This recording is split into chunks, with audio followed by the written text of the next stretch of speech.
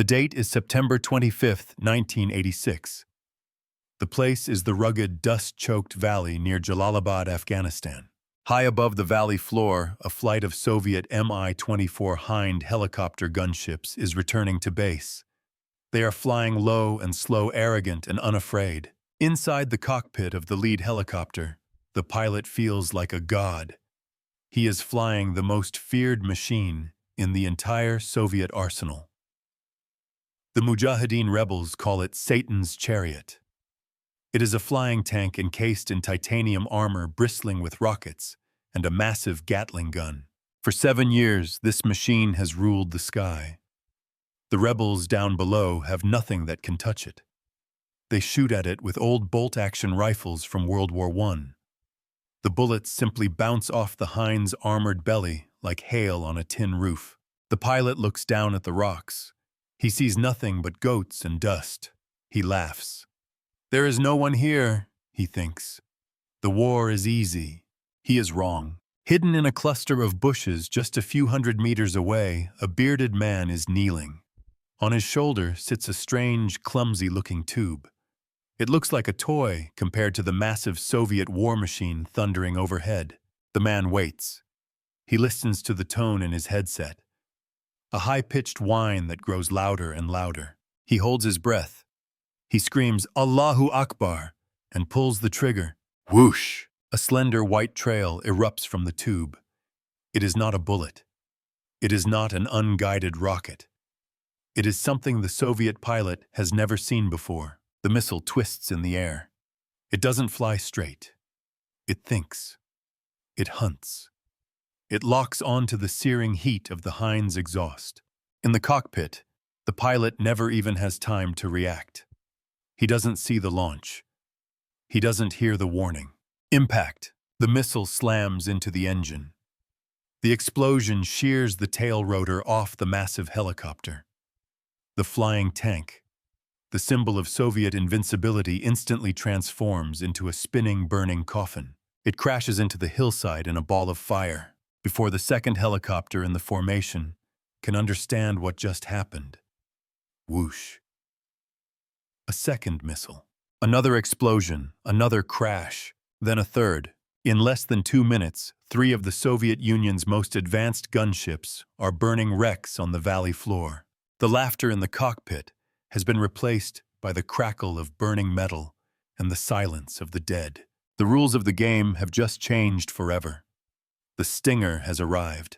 To understand the magnitude of this shock, we must step back and look at the war through the eyes of the Soviet High Command.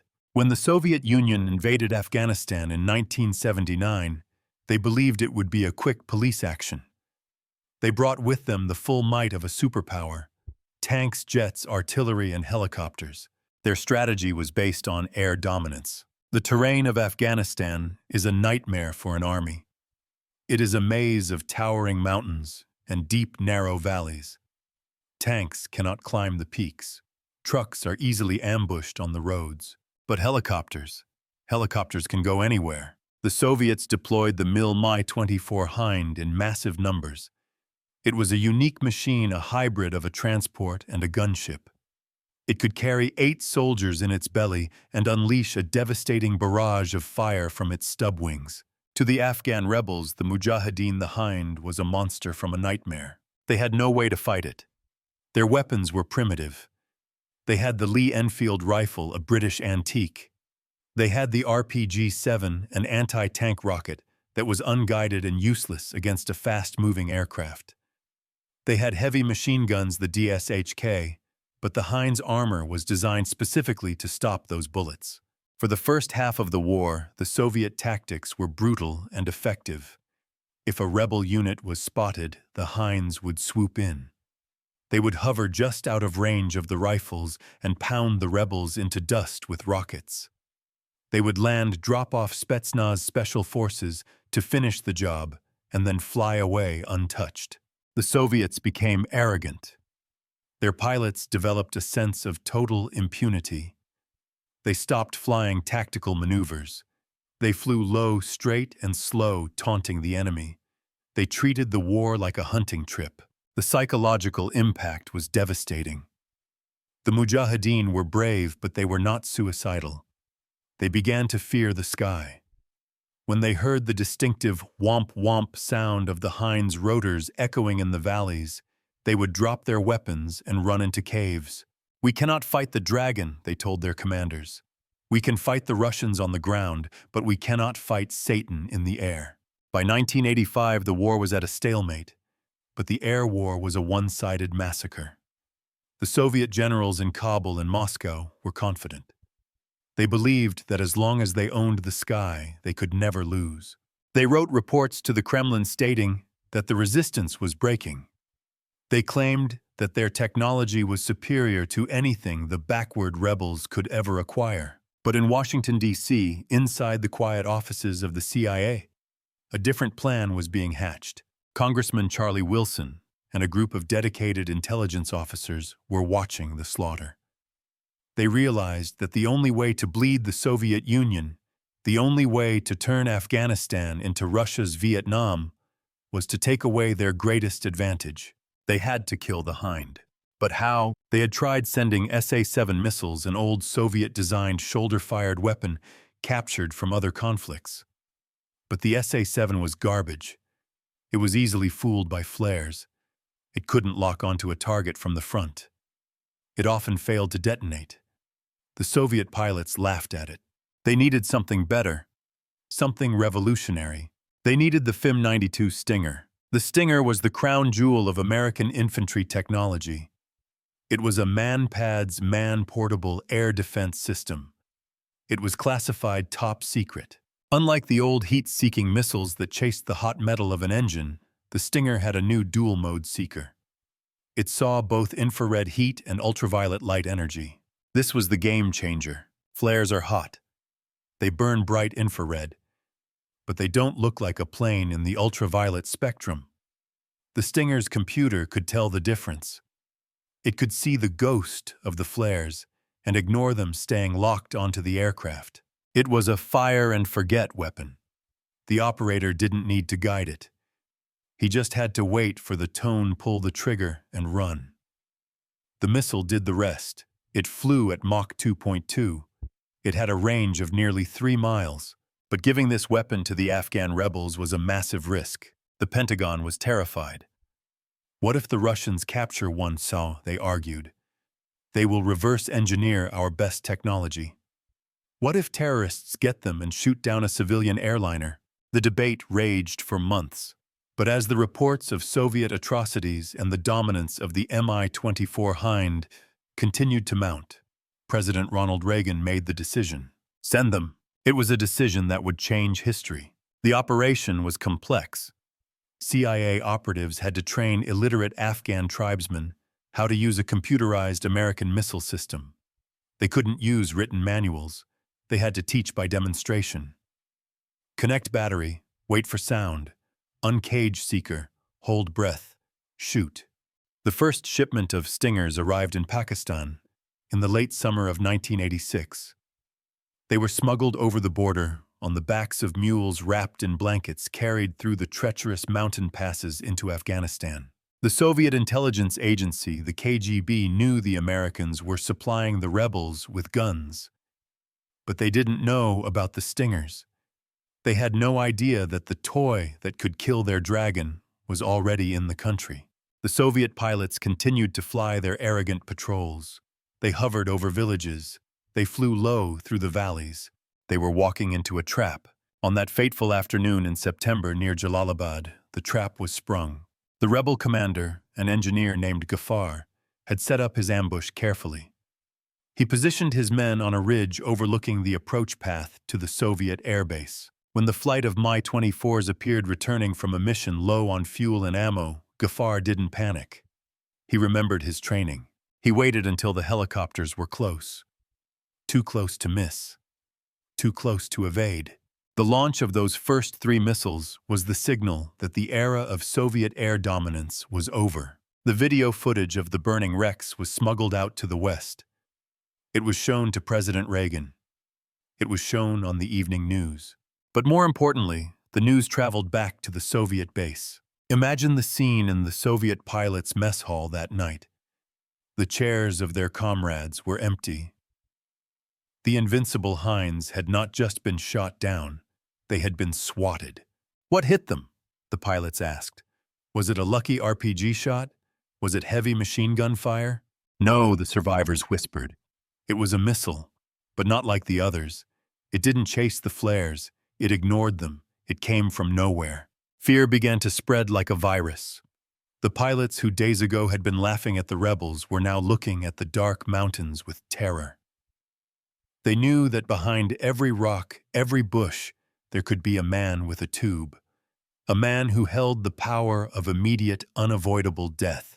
The Soviet generals in Moscow were initially in denial. It is a fluke, they said. One lucky ambush. We will simply fly higher. We will deploy more flares. They didn't realize that physics was against them. A helicopter is a low-altitude machine. To use its guns and rockets effectively, it has to be close to the ground. If the pilots flew higher above the range of the Stinger over 10,000 feet, they couldn't hit anything. Their accuracy dropped to zero. The Stinger forced them into a dilemma: fly low and die, or fly high and be useless. The flying tank had been rendered impotent by a plastic tube. The news of the Jalalabad ambush traveled faster than the speed of sound. Within 24 hours, every Soviet pilot in Afghanistan knew that the rules had changed. At the massive Bagram air base, the mood shifted from boredom to paranoia. Pilots who had previously flown their missions with their elbows resting on the windowsills, smoking cigarettes, were now walking to their aircraft with the grim faces of men marching to the gallows. They weren't afraid of bullets. They were afraid of the invisible hand. The Soviet intelligence officers, the GRU, frantically interrogated their sources. How many do they have? They demanded. Where are they? The answers were terrifying. The CIA hadn't just sent a few dozen. They were sending hundreds, and they were spreading out. From the Panjshir Valley in the north to the deserts of Kandahar in the south, the Stinger teams were setting up kill zones. The Soviet response was immediate and desperate. They tried to solve the problem with technology. Flares, the generals ordered. Use more flares. The Mi-24 Hind and the Su-25 Frogfoot attack jets were fitted with massive flare dispensers. The pilots were ordered to dump flares continuously during takeoff and landing, creating a dazzling fireworks display of burning magnesium to confuse the heat seekers. It was a spectacular show, but it was a fatal illusion. The Soviet generals didn't understand the brain inside the Stinger. The FIM-92 was a second-generation missile. It had a dual-color seeker head. It looked at the world through two different windows, infrared and ultraviolet. When a flare popped out of a helicopter, it burned incredibly hot. To a simple infrared seeker like the old SA-7, the flare looked like the sun. The missile would chase the flare and miss the plane. But the Stinger was smarter.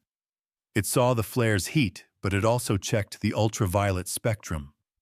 A flare burning magnesium looks very different in UV light than a jet engine burning kerosene. The Stinger's microchip would analyze the two signals. Hot object, wrong UV signature. That is a decoy. It would calculate in a millisecond. Ignore. Then it would look back at the helicopter. Warm object, correct UV signature. That is the target. Soviet pilots would recount horror stories of firing hundreds of flares, turning the sky white with smoke, only to watch the white smoke trail of the Stinger weave effortlessly through the decoys and slam directly into their engines. The technology gap was absolute. The Soviets were trying to fool a digital computer with a firework. With their technological countermeasures failing, the Soviets tried to change their tactics. This led to one of the most desperate and dangerous maneuvers in the history of aviation: the spiral descent.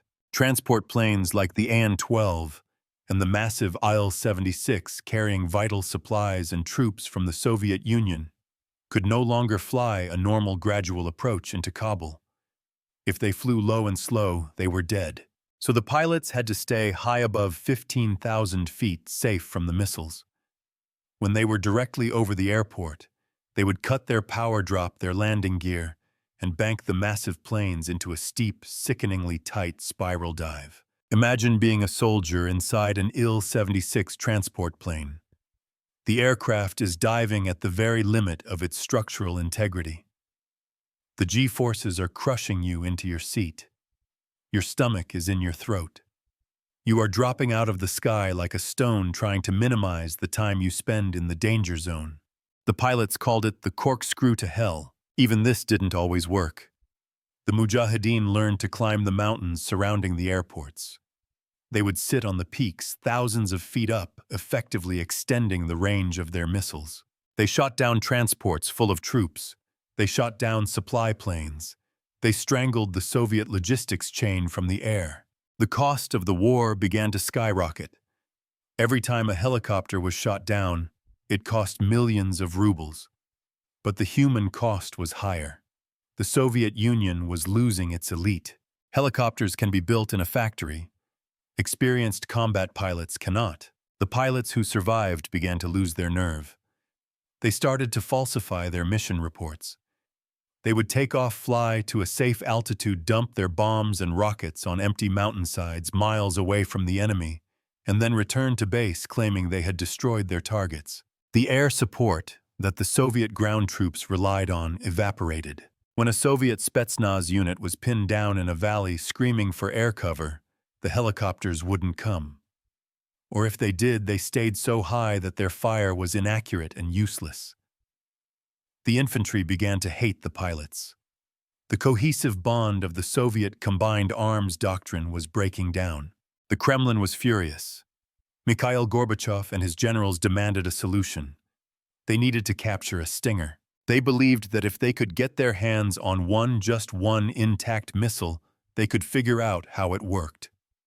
They could build a jammer. They could copy the technology. The KGB issued a standing order, a hero of the Soviet Union medal for anyone who captures a Stinger. This triggered a shadow war within the war. Spetsnaz special forces teams were sent on dangerous, deep penetration missions specifically hunting the Stinger teams. They laid ambushes. They tortured captured rebels. "Where are the tubes?" they demanded. There is a famous story, verified by intelligence reports, of a Spetsnaz team that finally got lucky. They ambushed a Mujahideen supply caravan near the Pakistan border. After a brutal firefight, they found it. A mule carrying 2 plastic cases. Inside were the FIM-92 Stingers. The Spetsnaz commander was ecstatic. He radioed for extraction. This was the prize. This was the golden ticket. But the CIA and the Mujahideen knew the value of what had been lost. A fierce counterattack was launched. The extraction helicopter was shot down ironically by a Stinger. The Spetsnaz team was overrun. The missiles were recovered by the rebels or destroyed in the chaos. The Soviets never successfully reverse-engineered the Stinger in time to make a difference. They captured parts, they captured empty tubes, but the seeker head, the magic eye, remained a mystery that kept killing them.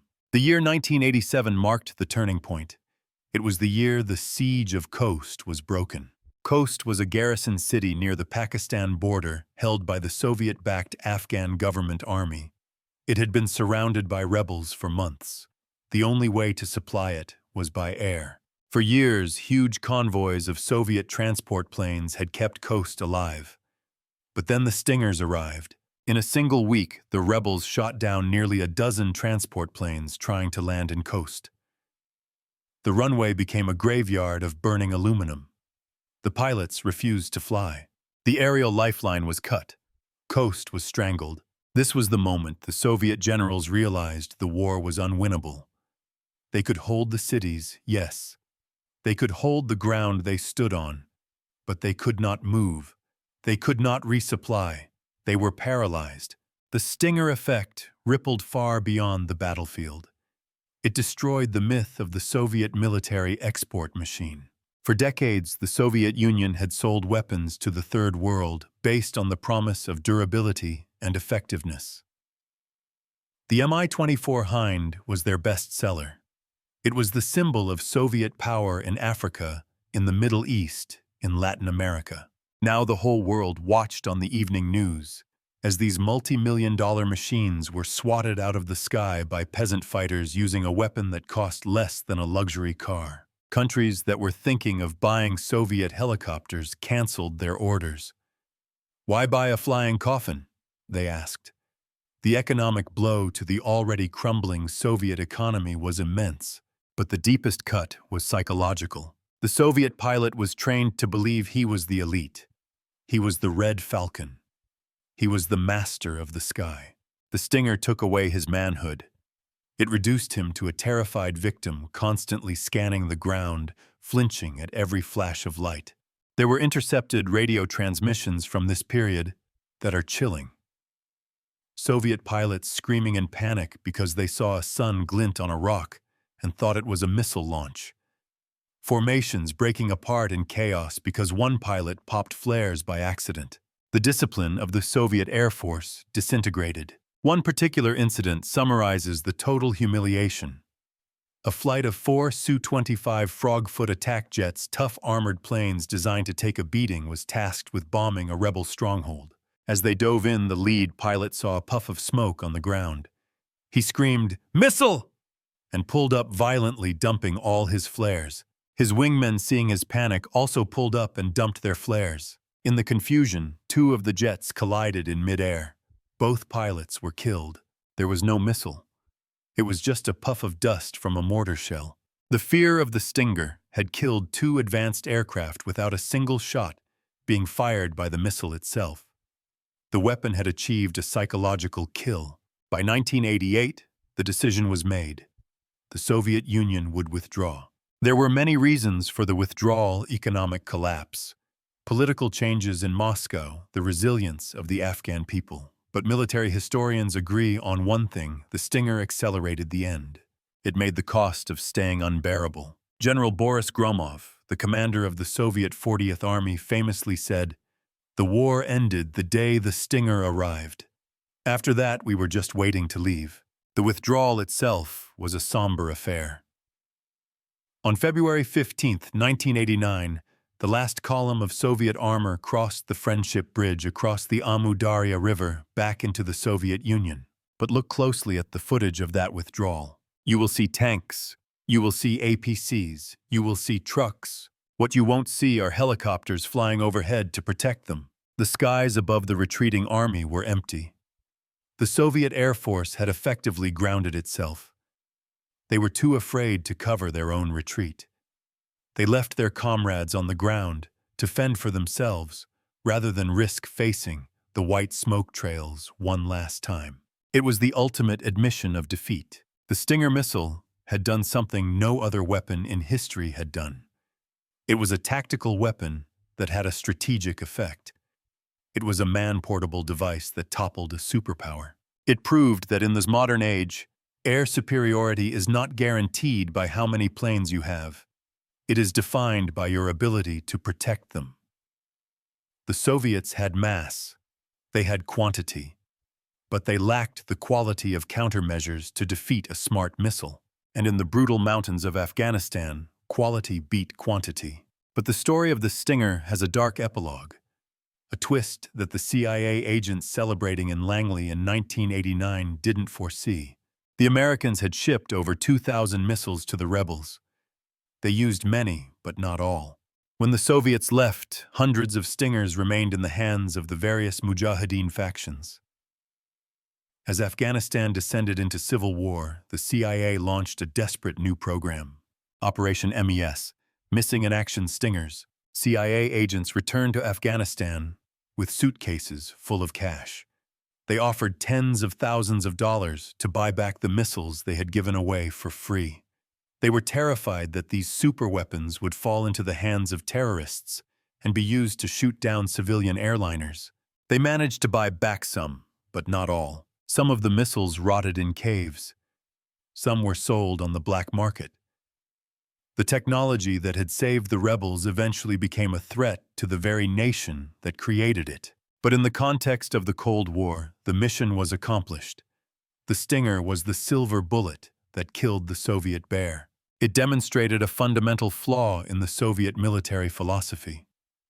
They built heavy, expensive, complex platforms like the Hind, believing that armor could protect them. The Americans built a small, smart, disposable chip, believing that intelligence could destroy armor. The Stinger was the victory of software over hardware. It was the victory of the smart over the strong. And as the Soviet Union collapsed in 1991, bankrupt and broken, one of the major cracks in its foundation was shaped exactly like a FIM-92 Stinger missile. The generals who had laughed at the ragtag rebels had been forced to eat their words. They learned that a peasant with a high-tech tube is more dangerous than a general with 1,000 tanks. The burning sky over Afghanistan was the funeral pyre of the old Soviet way of war. On February 15, 1989, the last Soviet tank crossed the Friendship Bridge, leaving Afghanistan forever. General Boris Gromov walked the last few meters alone, a symbolic gesture designed to show dignity in defeat. But back in the mountains, the silence that fell over the battlefields was deceptive. The war was over for the Soviets, but the weapon that had won it was still there, and it was ticking. In the chaos of the Soviet withdrawal, the CIA celebrated. They had achieved the impossible. They had given the Soviet Union its own Vietnam. They had bled the bear until it collapsed. The Stinger missile was hailed as the silver bullet, the technological marvel that had tipped the scales of the Cold War. But as the champagne corks popped in Langley, a new, colder realization began to dawn on the intelligence community. They had shipped over 2,300 Stinger missiles to the Mujahideen. According to their logs, the rebels had fired perhaps 340 missiles to shoot down 269 Soviet aircraft. That was an incredible kill ratio of nearly 80%. But the math didn't add up. Where were the other 2,000 missiles? The United States realized with a sudden jolt of terror that they had flooded one of the most unstable regions on Earth with the world's most advanced, untraceable, and lethal anti-aircraft weapons. And now that the common enemy was gone, the factions possessing them were turning on each other and potentially on the West.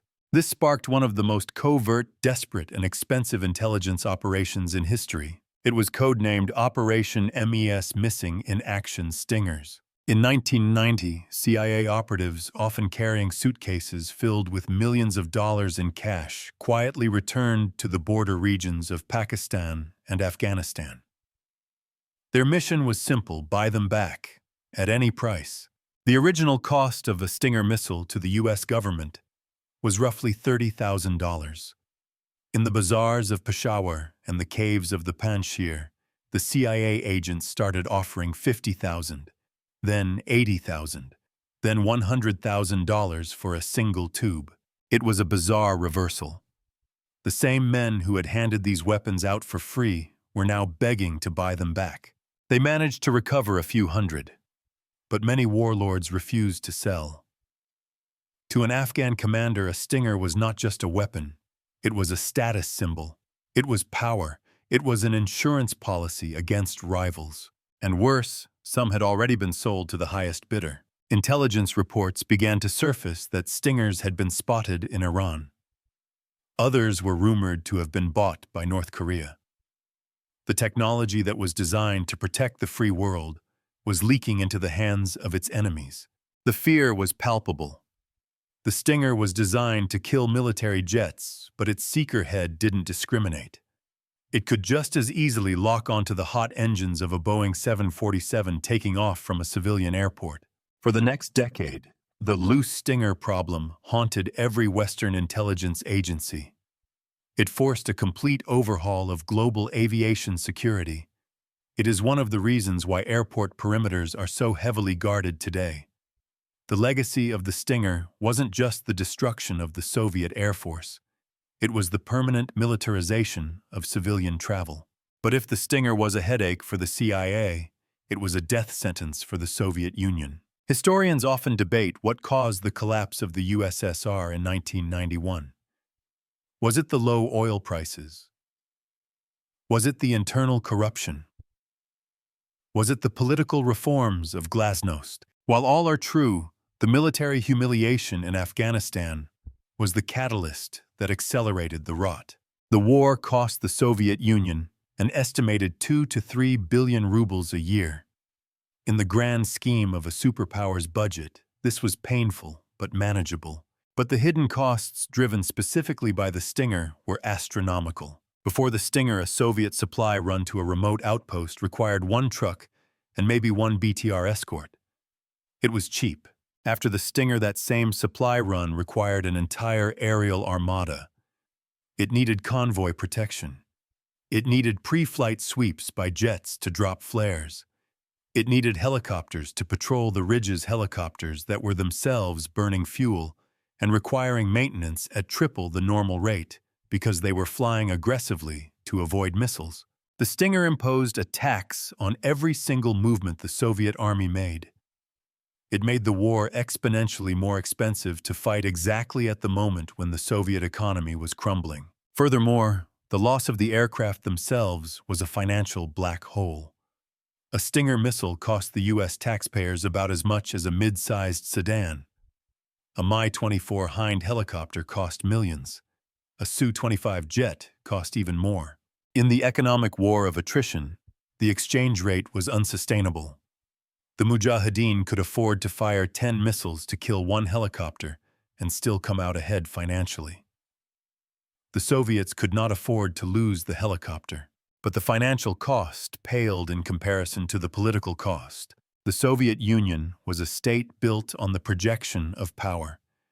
The Red Army was the glue that held the empire together. The people of the Soviet republics from the Baltics to Ukraine to Central Asia feared the army. They believed it was invincible. The Stinger shattered that illusion. When mothers in Moscow and Kiev began to receive zinc coffins containing the burned remains of their sons, pilots, who had fallen from the sky in balls of fire, the whispers began. The army is incompetent, they said. They cannot even defeat a bunch of shepherds with rocks. The veterans returning from Afghanistan brought stories of terror. They spoke of officers who were afraid to leave their bunkers. They spoke of generals who lied about victories. They spoke of the white smoke trail that appeared from nowhere and killed without mercy. This loss of faith in the military was fatal for the Kremlin. When the hardliners tried to launch a coup in 1991 to save the Soviet Union, the military hesitated. The aura of invincibility was gone. The soldiers were demoralized.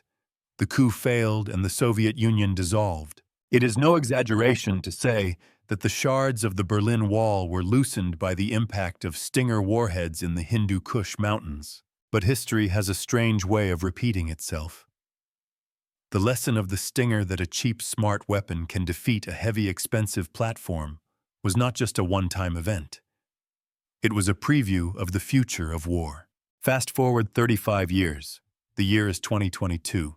A new generation of Russian generals, having seemingly forgotten the lessons of their fathers, launched an invasion of Ukraine. They sent their helicopters, the modern Ko-52 Alligators and the Mi-28 Havocs, deep into enemy territory.